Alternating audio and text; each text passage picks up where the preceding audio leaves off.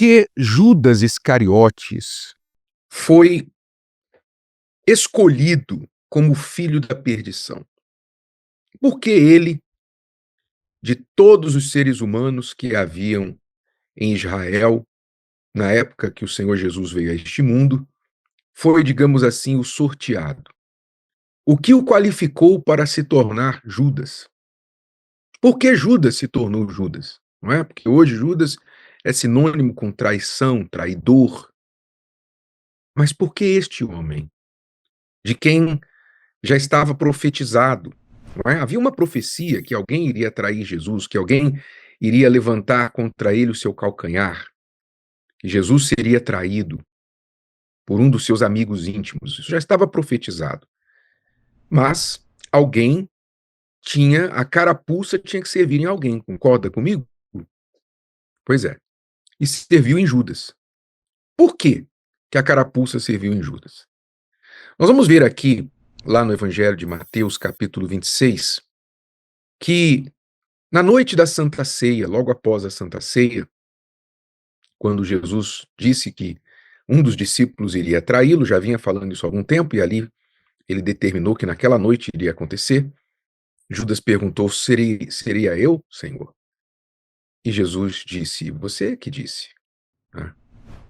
Então, diz que Judas foi ter com os principais sacerdotes. Judas foi se encontrar com os principais sacerdotes. Por quê? Porque ele sabia que os principais sacerdotes da religião estavam querendo prender Jesus, buscando ocasião para prender Jesus. Então Judas foi procurá-los e disse a eles: que me quereis dar? E eu vou-lo entregarei. Veja, ele não foi perguntar aos sacerdotes por que vocês querem prender Jesus. Ele não foi defender Jesus, não. Ele foi vender Jesus. Quanto vocês me dão para eu entregá-lo para vocês? Quanto vocês me dão? Veja que não foram os sacerdotes que ofereceram dinheiro para Judas. Inicialmente, não. Os sacerdotes não procuraram Judas e tentaram suborná-lo. Olha, se você nos ajudar, a gente te dá aqui um valor. Não. Foi Judas quem foi procurá-los. Partiu dele.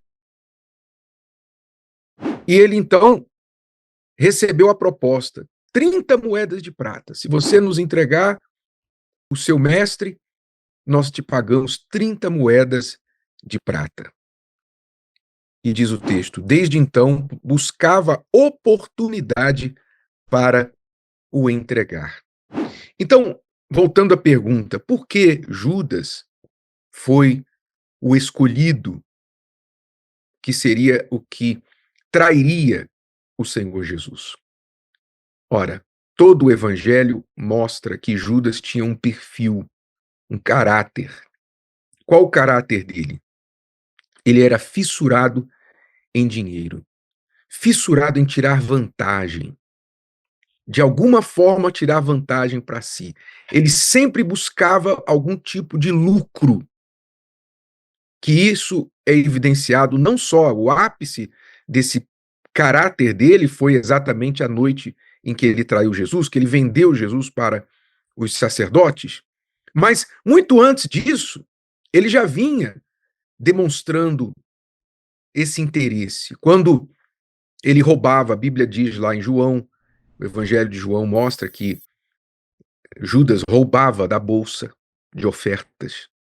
Ele roubava, as pessoas colocavam as ofertas na bolsa, porque Jesus também pedia ofertas, Jesus e os discípulos dependiam de ofertas, viviam das ofertas voluntárias das pessoas. E Judas era que cuidava da bolsa. O que ele fazia? Ele pegava parte para ele se aproveitava, ele se apropriava das ofertas para si. Então, a Bíblia relata isso.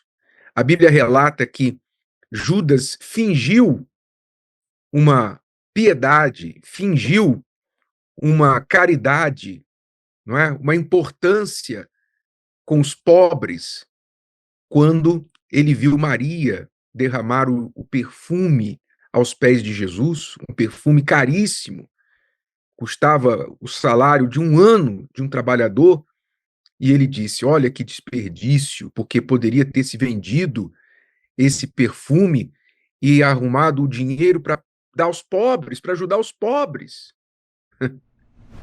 É como se ele se importasse com os pobres.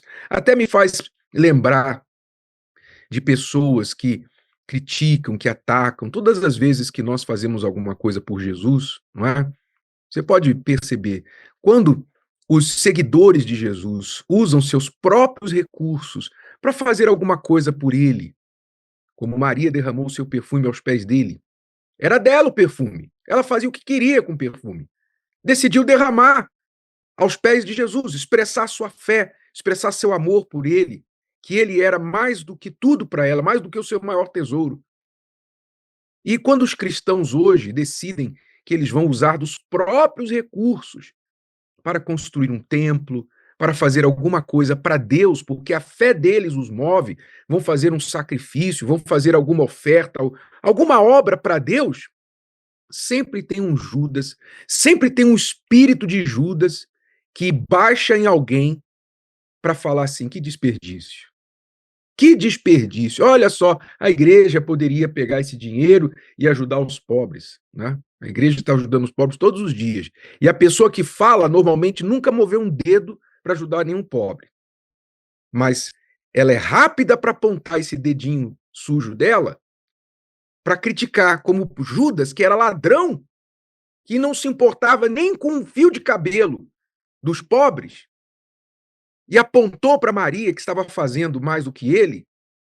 Assim as pessoas ficam apontando para aqueles que são de Deus e decidem fazer alguma coisa para Deus, porque Deus recebe essa devoção, Deus escolhe receber a devoção. As pessoas demonstram devoção para tudo e todos nesse mundo.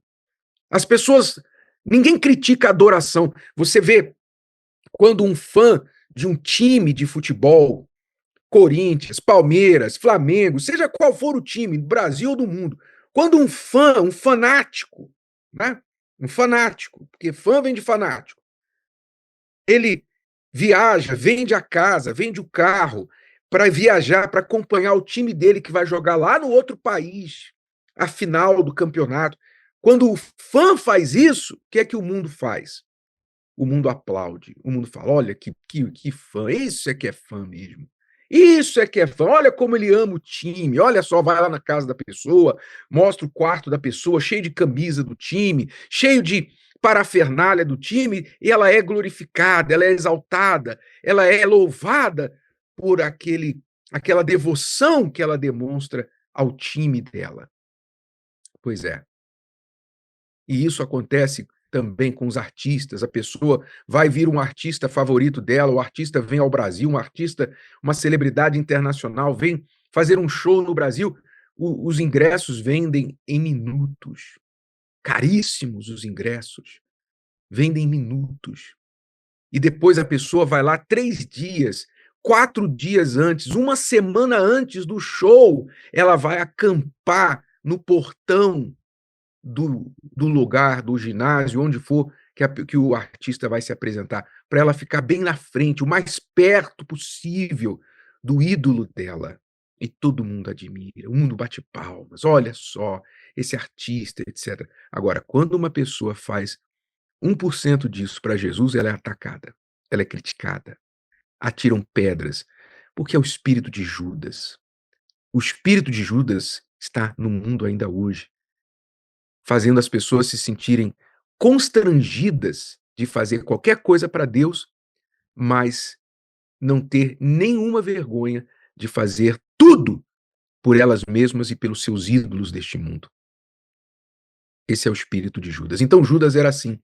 Ele criticou Maria, não é? Disfarçando lá uma falsa caridade, uma falsa importância com os pobres, fingindo cuidado com os pobres. Na verdade, o que ele estava sentindo era assim: poxa, esse dinheiro aí podia ter vindo para a bolsa de oferta, né? Ia me ajudar legal. Ia me ajudar legal. Era isso que ele pensava. Quer dizer, Judas pensava como um comerciante. Ele pensava como um lucrador. Era isso que ele pensava. E quando ele traiu Jesus e recebeu lá as 30 moedas e teve um momento de remorso por ter traído Jesus, ele não mostrou arrependimento. Ele não mostrou arrependimento. Ele entendeu que ele tinha feito alguma coisa errada, mas não foi o suficiente para se arrepender. Então, Judas sempre foi um homem calculista, não um homem de fé, um homem de trocas. O que eu vou ganhar com isso? O que vão fazer por mim? Como ele disse aos principais sacerdotes: que me quereis dar? O que vocês vão me dar? E essas pessoas estão sempre assim, perguntando: o que você vai me dar? Há dois tipos de pessoas no mundo: os que têm e os que querem receber. Os que têm querem dar e os que não têm, ou até têm, mas só querem receber. Estão sempre procurando. O que o governo vai me dar? O que o meu patrão vai me dar? O que o fulano vai me dar? O que o meu marido vai me dar? O que a minha esposa vai me dar? O que o meu pai vai me dar? O que minha mãe vai me dar? O que a igreja vai me dar? O que o vizinho vai me dar? O que as pessoas vão me dar? Sempre alguém querendo receber, tirar dos outros, porque se sentem no direito. Se sentem no direito. São pessoas que confiam nos bens e não no bem maior. Claro, a pessoa não conhece a Deus, então ela vai confiar em quê? Logicamente, ela vai confiar no dinheiro, o Deus deste mundo. Porque quem confia em Deus, confia na fonte da riqueza e não na riqueza. Quem tem Jesus, confia na fonte da riqueza, no pão da vida. Ele é o pão da vida, ele é o supridor, ele é o dono do ouro e da prata. Então, quem tem vida com Deus, confia no dono do ouro e da prata. Quem não tem vida com Deus, confia no ouro e na prata. Dois grupos de pessoas no mundo: os Judas e aqueles que são verdadeiros servos, discípulos, servos de Deus. Então, cada um tem que saber de que lado está. Agora, não se esqueça que o espírito de Judas está no mundo, continua no mundo como nunca, e continua promovendo esse espírito negociante, esse espírito de lucro, esse espírito de calculismo dentro das pessoas, de roubo, de interesses, de tirar vantagem de tudo e de todos para si. Você tem que decidir qual espírito você vai permitir que use você, o de Judas ou o de Jesus. Se o vídeo de hoje te ajudou, você conhece alguém que vai ser ajudado por essa mensagem, passe adiante. E se você ainda não inscreveu aqui no canal, inscreva-se agora. Até a próxima.